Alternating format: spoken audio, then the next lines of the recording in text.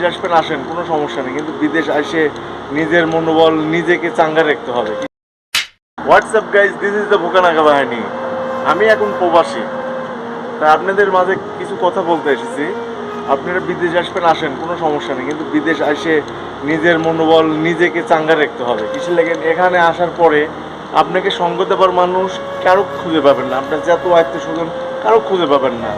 নিজের সঙ্গ নিজেকে দিতে হবে, নাহলে আপনি বিদেশে মাটিতে টিকে থাকতে পারবেন না। নিজের মনোবল নিজেকে ধরে রাখতে হবে। এ লেগে প্রবাসে আসার আগে নিজের মনোবলটা শক্তি সঞ্চয় করে আসবেন। বিদেশে আসার পর অনেক কষ্ট পাবেন, সেটা মেনে চলতে হবে। কষ্টের পরেই সুখ আসে, আমরাও জানি, কিন্তু আপনাদেরকেও এটা করতে হবে।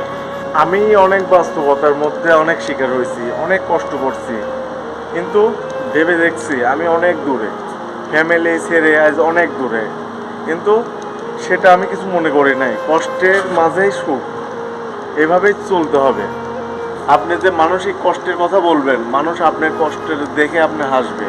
তাই নিজের কষ্ট নিজেকে ধরে রাখতে হবে, তাহলে আপনি বিদেশে সফলতা খুঁজে পাবেন, না হলে সফলতা খুঁজে পাবেন না। প্রবাসে থাকতে গেলে সবসময় হাসি মুখে থাকতে হবে, তাহলে কেউ বুঝতে পারবে না যে আপনার মাঝে এত দুঃখ কষ্ট, তবে কি আপনি টিকে থাকতে পারবেন।